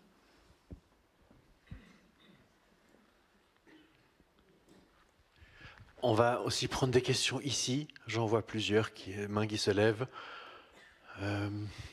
Peut-être madame avec des lunettes ou... Voilà. Je suis désolé, hein, je ne connais pas les noms. Voilà. Hello, thank you very much to the three of you for the presentations. I'm a PhD candidate in public international law here in Lausanne, working on universities doing military research and what international law says about it. So it's a topic that is related to Maya Wynn's research. We see that the budget for universities are decreasing. In parallel, we see many states increasing their military budgets.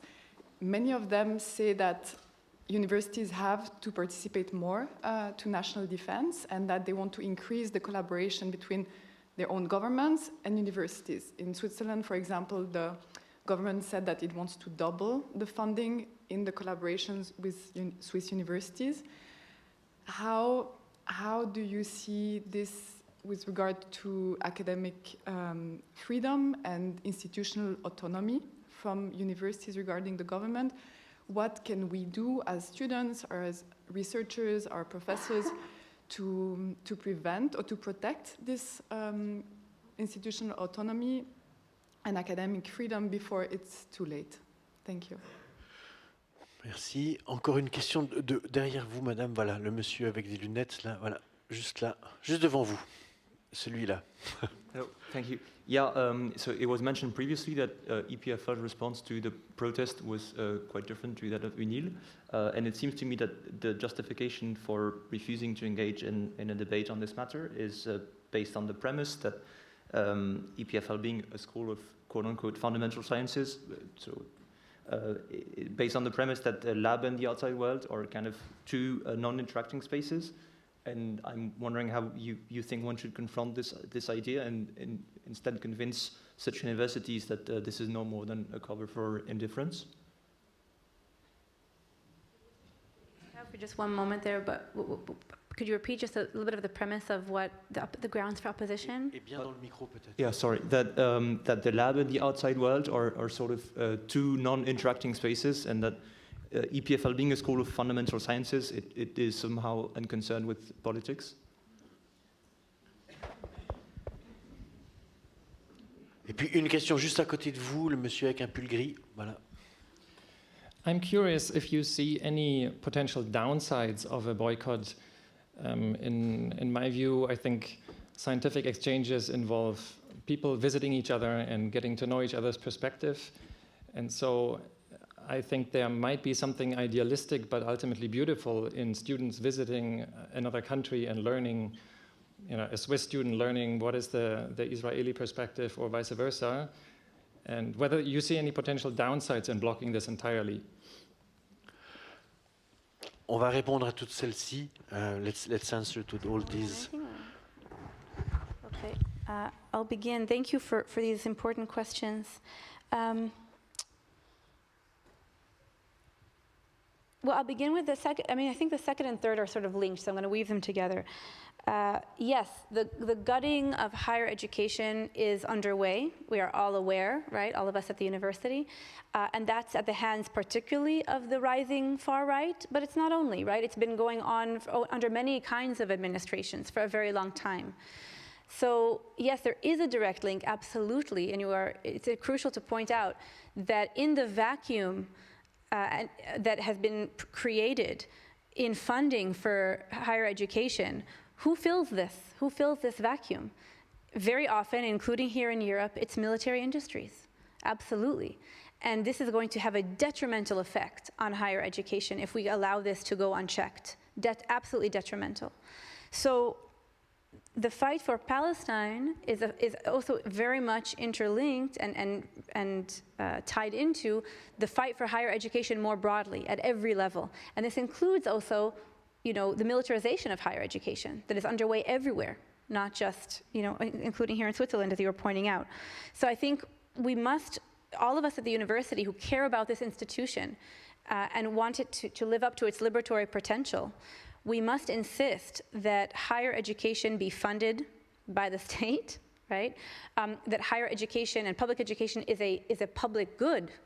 a critical public good that is of value, of tremendous value to our societies and to humanity, and that we must insist on protecting and expanding those funding streams, and that our taxpayers should, our tax dollars, right, our tax euros, our francs, whatever it is, right, depending on where we are, must not go to making war, but instead can go to funding a robust and thriving public higher education system. So this is, of course, all linked. And yes, it will be detrimental if we allow instead the military industries to come in and replace the state as the primary funder of higher education. So I thank you for bringing that up. And this relates to your question about the lab, right? You know, the idea, I think the concept of the ivory tower is doing a lot of work and has so much buy-in still. And this is what we need to dismantle. And we have to understand that universities are porous. No university is an ivory tower. Every university is embedded in the society which funds it and which it serves. And in fact, student movements historically, particularly, I'm thinking, now if we're thinking about the West, have always sought to understand the role that their own universities played in imperial violence, and to hold their own universities and by extension their own states to account for it. And so we see this across Europe and we see this across North America, right?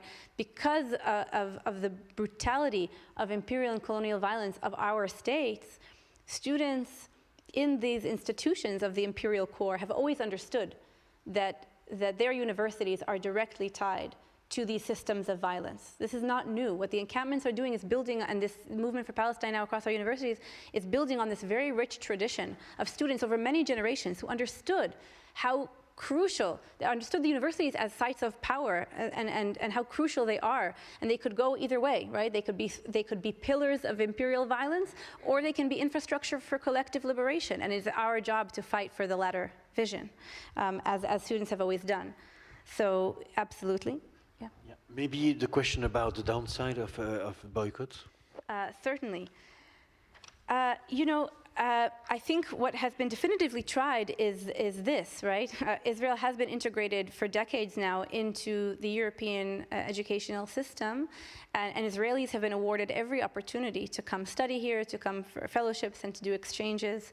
And what we have seen is more Palestinian land, more Palestinians dispossessed from their lands, more Palestinians tortured in Israeli chambers and military prisons, and more Palestinians put to death.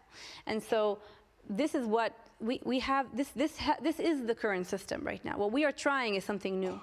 And I think, again, if we're thinking about what are the conditions for Israeli settlers to divest themselves of their deep affective, ideological attachments to the project of the state and to the project of the disappearance of the Palestinian people, this is no small shift that we are seeking.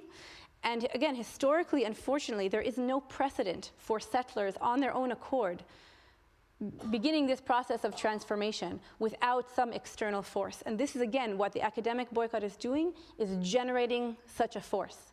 And so I think and again, we are devastatingly too late already. Imagine what would have happened were we were to heed the call from our Palestinian colleagues and Palestinian civil society 2 decades ago now. We would not be here where we are, you know, with this genocide. So we are already too late, but we can begin now. Okay, il y avait encore the question from the lady there. Please weigh in as much as if you want to weigh in on any of the questions. Non, peut-être pas en réponse aux questions, mais c'est quelque chose qu'on n'a pas eu trop l'occasion de dire, mais on a entendu les remerciements par rapport au travail de la commission de l'éthique de l'université. Et moi, j'aimerais aussi ici remercier surtout les militants sans qui ça n'aurait pas été possible, en fait. Ceux qui ont occupé, ceux qui ont négocié, ceux qui ont écrit un premier rapport qui ciblait en fait ces liens entre l'université de Lausanne et les liens avec les universités israéliennes. Donc j'ai envie juste de prendre ce temps pour les saluer, les remercier, parce que sans ce travail-là, ce travail dur, parce qu'on fait face à des plaintes de l'université, on fait face à des professeurs qui sont licenciés, et bien sans ce travail-là courageux, difficile, il n'y aurait rien et on ne serait peut-être pas là ce soir.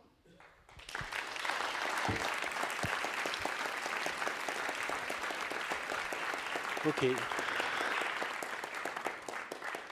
On va passer à la troisième partie. Je me permets juste une petite pause publicitaire, c'est-à-dire que sur la question des ventes d'armes, Maya Wind a parlé des ventes européennes, mais il y a aussi des ventes suisses, avant même ce changement de loi. À ID News, on a attrapé des documents de livraison de plusieurs entreprises suisses, dont une qui est tout juste ici à côté, à Renan, à destination d'Israël et à destination de plus gros fournisseurs d'armes à l'armée israélienne, qui s'appelle Elbit System. Et donc, il y a 4 entreprises suisses qu'on a trouvées qui ont envoyé des armes récemment, ou des éléments d'armes, des pièces détachées en Israël, et on a publié ça, et on a pas mal de pression pour justement ne pas le faire, donc on l'a fait quand même. Voilà. Merci. J'invite maintenant le vrai héros de la soirée, qui est Jacques Dubochet.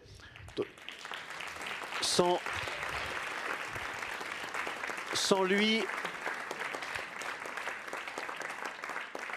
lui, rien de tout ça ne se serait produit. Je lui cède même ma place. Jacques, voilà votre... Hop, voilà. Merci. Et je vous donne mon micro. J'invite aussi Paul Castelin, qui est étudiant ici en médecine, à nous rejoindre. Et donc, ça va être à l'occasion de cette 5e conférence du cycle du Bochet, de faire un peu le bilan et de se projeter. Jacques, voici mon micro. Merci. Non, ah, parfait. Bonjour à toutes et tous, merci d'être là, d'être présent. Moi, je suis là avec Mathilde parce que Jacques nous a demandé d'organiser cette conférence. C'est-à-dire qu'avec Mathilde, on s'est rencontrés au Grève du climat en 2019 et à la même occasion, on a rencontré Jacques. Donc Jacques, en 2019, il est au top de la fame, il vient d'avoir son prix Nobel. Il était déjà engagé aux Grands-Parents pour le climat. Et on a organisé plein de choses ensemble. Il nous a soutenus, notamment à la ZAD de la Colline après. Et en parallèle, Jacques, il organisait ses conférences en vie d'agir, où il a invité un certain nombre d'intervenants à parler à l'université dans des formats comme aujourd'hui. Et pour sa dernière conférence, Jacques, il s'est tourné vers nous et il nous a dit « Paul, Mathilde, vous êtes la jeunesse, je vous donne ma conférence, faites-en ce que vous voulez. » Donc voilà, on avait ce cadeau.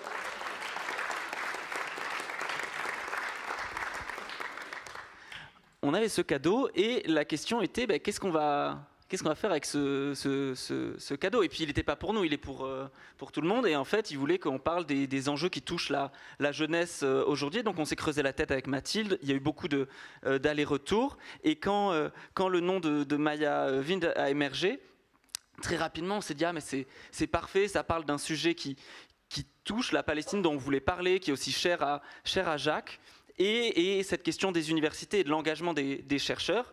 Alors Jacques, quand on lui a dit Maya Wind, il a dit « je ne connais pas ». Il a écrit sur son petit carnet. Et 2 semaines après, on l'a revu, il a pris le livre de Maya Wind, il l'a posé sur la table. Il a dit « j'ai lu, c'est désespérant, mais cette dame, elle est vraiment bluffante ».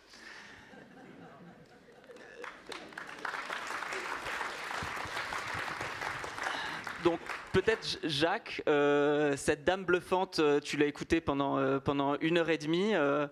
Est-ce qu'il y a quelque chose de particulier qui t'a touché ou que tu as retenu? Oh oui. Moi, d'ailleurs, je retiens non seulement Maya, mais aussi Mathilde. Et je vois ces 2 dames brillantes qui sont des grands aspects de notre futur. Merci à elle en particulier.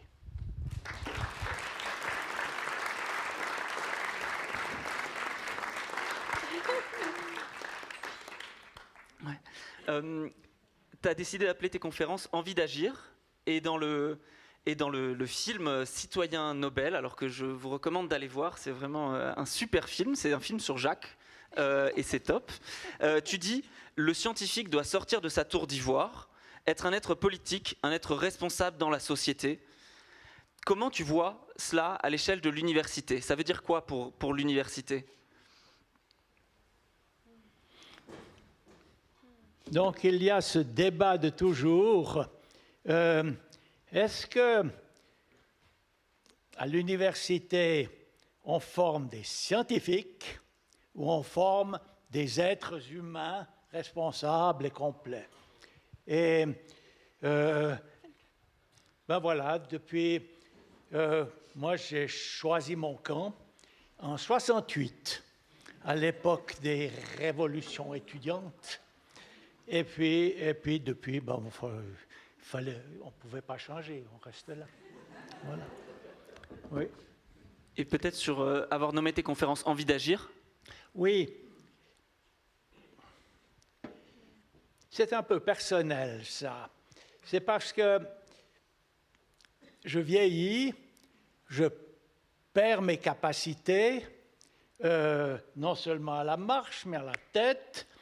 Et puis, il reste l'envie d'agir. Et là, il y a une bonne combine. On confie l'action à d'autres qui sont meilleurs.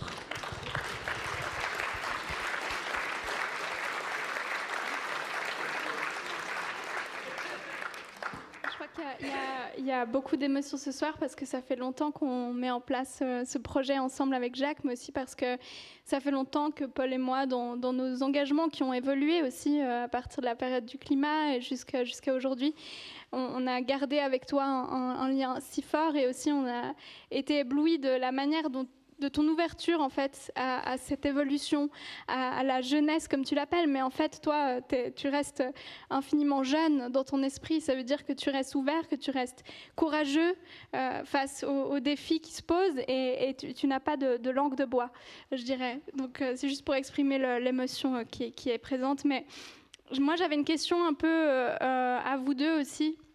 Donc on a parlé de d'où on vient, des grèves du climat, et à l'époque des grèves du climat, l'université était relativement très engagée. Elle a soutenu les grèves du climat avec de la logistique, l'ouverture de salles, elle a ouvert un centre sur la durabilité et de nombreuses autres initiatives pour la durabilité dans l'optique d'une université qui prend la mesure de la situation et qui agit pour participer à une transformation durable ici de la société. C'était dicté par le consensus scientifique autour du climat, malgré les quelques voix climato-sceptiques qu'on a toujours pu entendre et qu'on entend toujours très fort au Parlement d'ailleurs.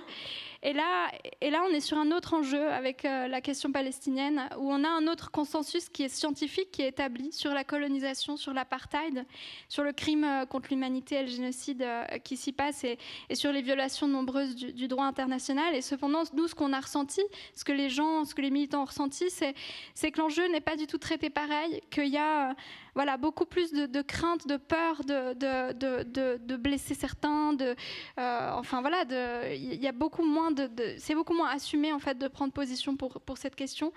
Jacques, comment toi tu expliques ça? Comment ça se fait? Pourquoi est-ce qu'on a une autre réponse par rapport à l'époque des 2019?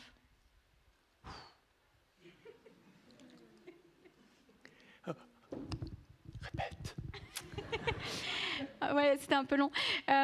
Non, mais tu sais, en 2019, le climat, il y a un consensus scientifique et l'Université de Lausanne, elle prend une position très active en donnant des salles aux grévistes, en initiant un centre de la durabilité. Qu'est-ce qui fait qu'aujourd'hui, avec l'enjeu palestinien, avec les mobilisations pour la Palestine, c'est beaucoup plus tendu, c'est beaucoup plus compliqué?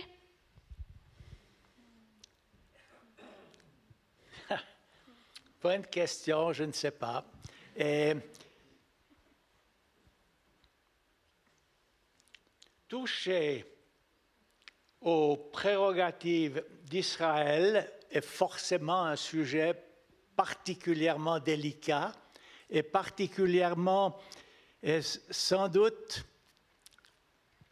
il y a des réticences dans beaucoup de gens. J'ai ressenti cette réticence dans notre direction de l'université. Et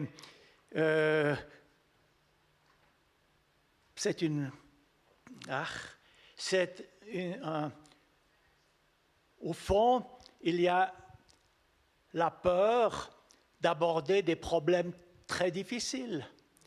Et en particulier, je pense que l'université serait contente de pouvoir s'en tenir en dehors.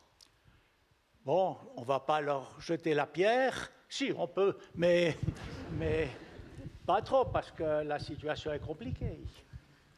Oui. Ouais. Enfin, quand même, merci à l'université qui m'a accueilli et qui m'a permis de m'exprimer parfaitement. Eh bien, merci à mon université. Ouais, moi c'est vrai que j'étais au premier rang aussi dans les mobilisations en 2019. On avait organisé pendant une semaine un sommet des grévistes pour le climat dans l'université. Donc c'est dire quand même à quel point l'université elle s'engageait. Tu étais là, Jacques, il y avait Greta Thunberg, ça a fait plein de photos. Vous étiez venus discuter sur cette table ici, je me rappelle. Et l'université faisait participer beaucoup les étudiants, soutenait et prenait à cœur son rôle de produire du contenu scientifique et partager le consensus scientifique dans la société. Et c'est vrai que là, sur l'enjeu palestinien, le consensus, il est là, et on sent que l'université prend beaucoup moins à bras le corps cette question, le fait parce qu'il y a des mobilisations sur les campus, parce qu'il y a des personnes visibles à qui elle est un petit peu redevable parce qu'il y a 6 ans, elle s'est engagée à faire des conférences avec toi et que donc tu es un petit peu un joker pour faire une soirée. Mais c'est vrai qu'à chaque fois que l'université doit traiter de ces enjeux, les enseignants, les chercheurs qui essaient d'organiser des conférences, d'aborder ces questions, l'université, il va vraiment à reculons si elle y va. C'est-à-dire que tout est délicat, tout est compliqué. Et quand tu parlais de dire, en fait, ça dénonce quand même Israël, et le comportement d'Israël et ce qui se passe en Palestine, tu pointes quand même quelque chose, c'est-à-dire que nos luttes pour le climat, elles étaient un peu dans les nuages des fois. Hein. Non, mais on était là et on voulait sauver la planète et le climat. Alors petit à petit, on est devenu de plus en plus incisif sur qu'est-ce qu'on n'aimait pas. À la fin, on parlait aussi notamment beaucoup du secteur bancaire, des banques, etc., parce que c'est quelque chose qui est présent en Suisse. Mais ça restait un peu général. Or là, on dit précisément, là il y a un problème avec Israël, il faut arrêter de collaborer avec Israël, il faut faire cesser cette situation, et du coup il y a des actions très concrètes qui en découlent et des responsabilités, et c'est aussi une discussion qui est beaucoup plus compliquée, et je pense que ça explique un petit peu pourquoi aujourd'hui les militants ils doivent redoubler d'énergie, et c'est plus compliqué d'avoir le même niveau de soutien de l'université qu'il y a eu. Après, l'université de Lausanne, elle a, à l'échelle des universités suisses, elle a quand même, dans une certaine mesure, pris un petit peu ses responsabilités. Les militants ont poussé, mais il y a eu cette commission éthique. Et aujourd'hui, elle est là où beaucoup d'universités ne sont pas. À l'EPFL, leur rapport, ils ont tout mis dans ChatGPT. ChatGPT leur a dit c'est quand même chaud vos relations avec les universités israéliennes. Et ils ont dit un peu ChatGPT se trompe, il n'y a pas de problème, on continue. Et il y a quelque temps, ils ouvraient un nouveau partenariat avec l'Institut Weizmann, avec un financement qui venait de l'US Air Force pour un sujet de recherche qu'on ne sait pas exactement ce que c'est, mais on ne se réjouit pas de savoir. Donc voilà où est l'université par rapport à ça, et je pense qu'il faut avoir une vision claire, une vision critique, et on l'a bien dit, la direction de l'université, elle est entre... On doit avoir des hautes exigences de la direction de notre université pour permettre à l'université de faire son rôle, et on sait qu'au Parlement, ils se font taper dessus pour des questions idéologiques parce qu'ils ne veulent pas entendre la réalité du consensus sur la situation en Palestine. Et je pense qu'on doit être là et qu'on doit être présent, mais comme on l'est ce soir et comme beaucoup le sont le reste du temps aussi.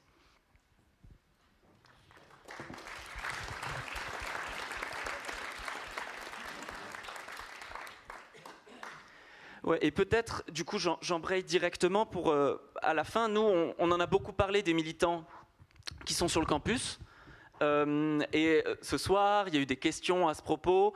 Nous, on avait le souhait qu'il y ait quelqu'un qui puisse venir à la table avec nous à la fin, qui s'était organisé sur le campus pour avoir ce partage.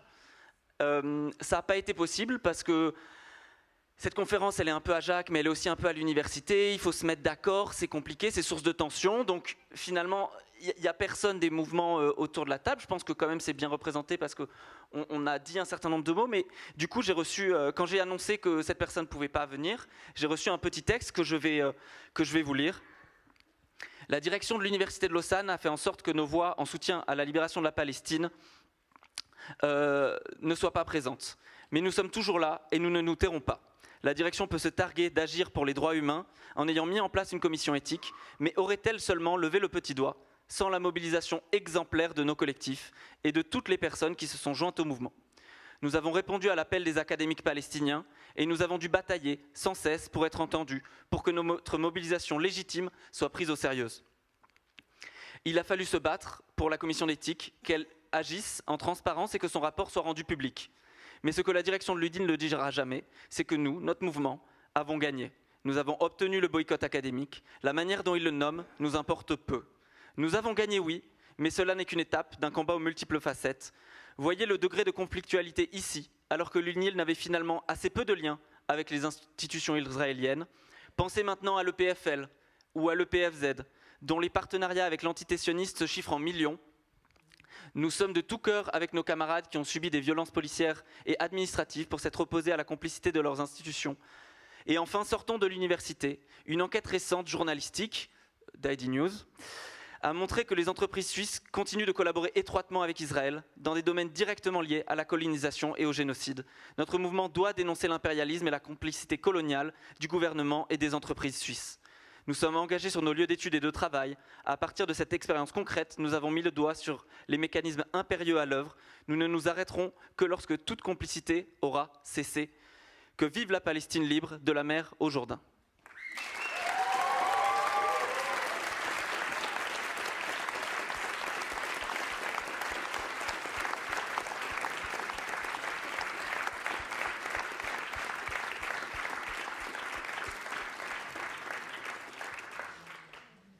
Merci. Merci pour cette lecture et merci encore aux étudiants. Si on se décentre de l'université pour regarder ce qui te tient à cœur, Jacques, qui est l'engagement de la jeunesse. Donc en 2019, on était tous là à scander climate change, system change, not climate change, pardon.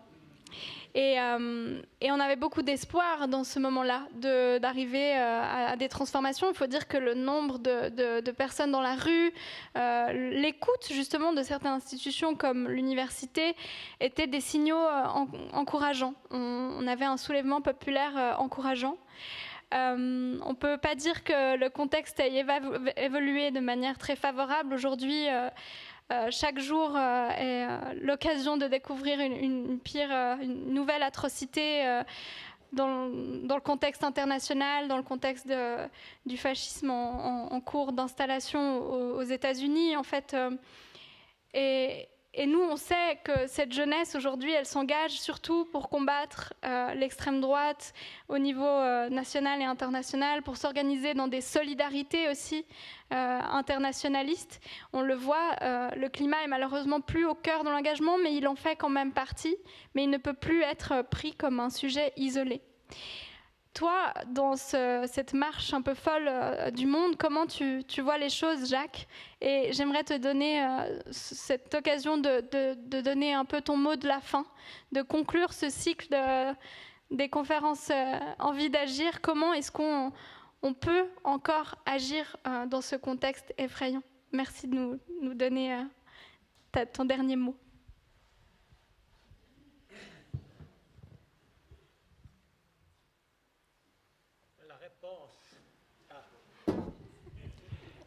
Oui.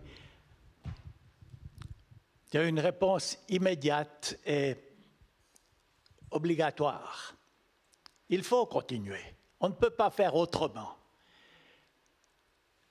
Maintenant, j'ai une raison d'optimisme fondamentale. La nature ne ment pas. Et les êtres humains ne sont pas fondamentalement stupides. Et ils peuvent même étudier et comprendre la nature et de ce fait d'agir de manière naturelle. Ouais, ben, j'espère qu'on développera. J'ai été scientifique toute ma vie, mais scientifique, ça veut dire quoi? Pour moi, j'ai une définition toute simple. Un scientifique, c'est une personne qui ne prend que la nature pour maître. Et la nature a raison.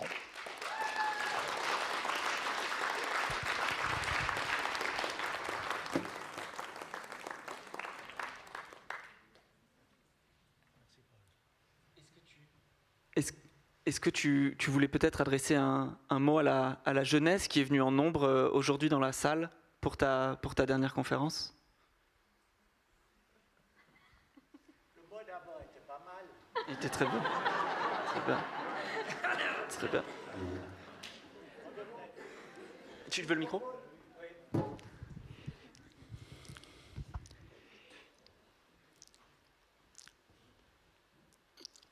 J'aimerais bien que nous soyons tous scientifiques, dans le sens expliqué tout à l'heure, prendre la nature pour maître et lui être obéissant.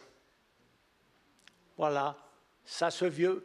Plus on est vieux, moins on a à suivre cette doctrine, mais les jeunes ont devant eux toute une vie pour faire juste. Merci à vous deux.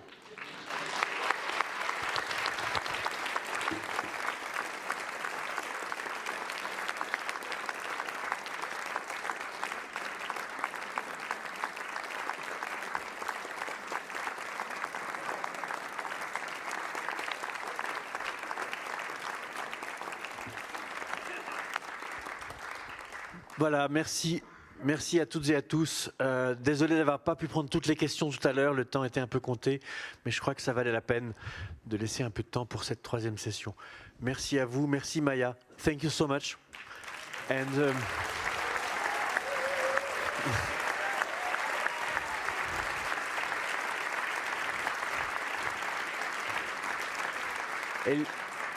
lisez son livre, il est fantastique et j'imagine qu'il est à la bibliothèque.